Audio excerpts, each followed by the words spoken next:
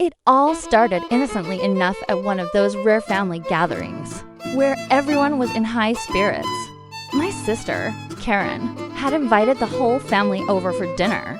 Her son Aaron, a bright, ambitious 23-year-old, was there with his girlfriend, Rachel.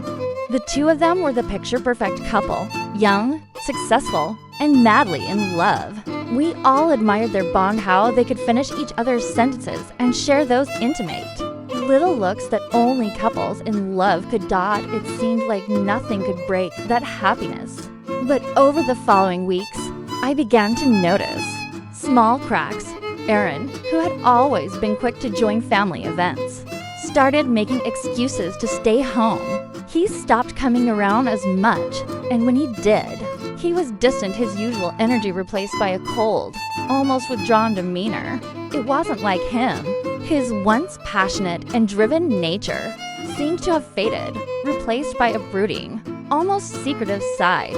Karen, too, noticed the change. One evening, as we were sitting alone after dinner, she sighed and said, "I don't know what's going on with Aaron.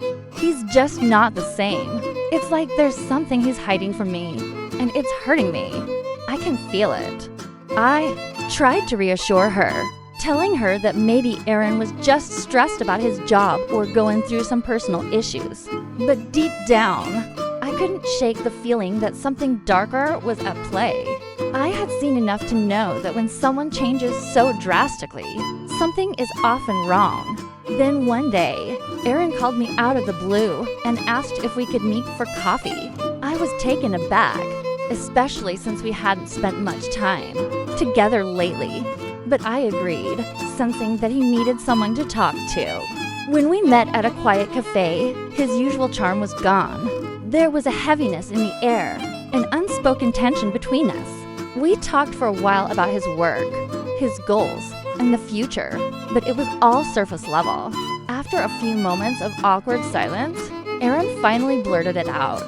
"I've been seeing someone else," he said, his voice flat and emotionless. I was stunned. My mind raced as I tried to process what he was saying. "What do you mean?" I asked, barely able to keep my voice steady. "It's not what you think," he continued, almost defensively. "I never meant for it to happen, but it did.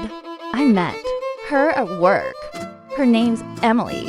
She makes me feel alive in a way that Rachel doesn't anymore." The shock hit me like a punch to the stomach. I had always known Aaron to be a loyal and honest person. To hear him speak so casually about an affair was almost impossible to believe. But he went on, describing the relationship in such detail, how they had shared intimate moments, stolen kisses in dark corners of the office building, how he had lied to Rachel about working late when, in fact, he was with Emily. There was no real remorse in his voice. He wasn't apologetic. He was conflicted, but seemed more focused on the thrill of the affair than the consequences of his actions. It was as if he had convinced himself that Rachel wouldn't understand the complexities of his emotions, that the spark he'd once felt with her had faded, and Emily had reignited something he thought he had lost. I was speechless. This wasn't just about sex. It was about something deeper, about feeling wanted, feeling desired, and reconnecting with a side of himself that he thought he had abandoned when he got into a committed relationship with Rachel. But the fact that he was willing to betray not just Rachel, but his entire family, it was unfathomable. I told him that he needed to come clean to Rachel, but he was hesitant. "I'm not sure if I can," he admitted. "I don't want to hurt her, but I don't know how to stop what's happening between me and Emily." The conversation ended on a heavy note. I walked away from that meeting feeling emotionally drained. I knew I couldn't keep this secret from Rachel or my sister. They deserved to know the truth. I called Karen that night. She answered quickly, sensing that something was wrong. I told her everything, how Aaron had confessed to the affair, how he had started seeing someone else, how he seemed torn but lacked the courage to end it. My sister was speechless. There was a long pause on the other end of the phone before she spoke. "I never imagined this would happen to us," She whispered, her voice breaking. I thought Aaron was different. I thought he loved Rachel. He's always been the one who believed in true love, who valued honesty. How could he do this? I could hear the pain in her voice. It was as if her entire world was crumbling around her. She had always believed in her son, trusted him completely, and now that trust had been shattered. The next few days were filled with emotional chaos. Rachel, unaware of the affair, continued to plan her future with Aaron. But the weight of the secret Aaron was carrying began to show. He became even more withdrawn, and his guilt started to eat away at him. But instead of coming clean, he tried to bury it deeper. Then, the truth came out in an unexpected way. One evening, Rachel found a text message from Emily and Innocent.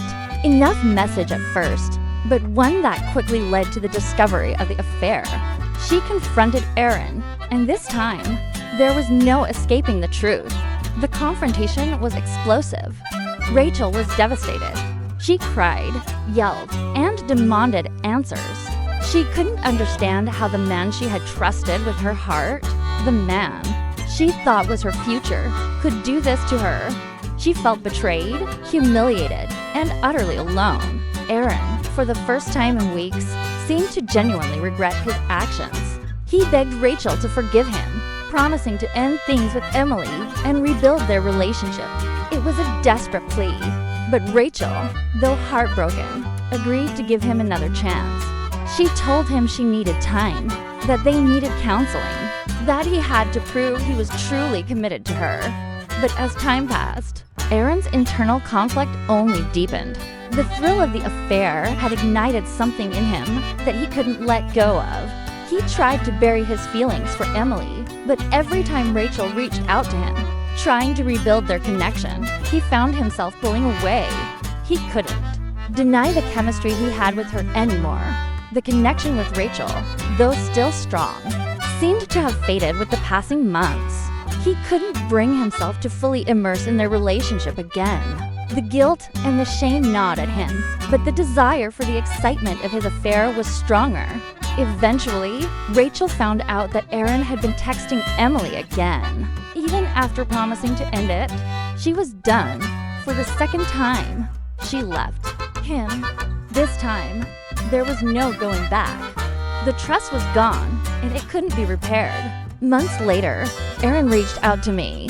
He was completely broken, his voice shaky as he admitted, "I lost everything. I lost Rachel. I lost my family's trust, and I lost myself. I thought I was just looking for something more. But now I realized that what I had with Rachel was everything. It was real, and I lost it all." I listened, but I didn't know what to say. It was hard to feel sympathy for him when I knew what he had done to the people who loved him most. He had learned the hard way that the excitement of an affair, the fleeting passion, was nothing compared to the deep, meaningful connection he had with Rachel. As for Karen, her relationship with Aaron was forever changed. She loved him deeply, but the betrayal had left scars that no amount of time could heal.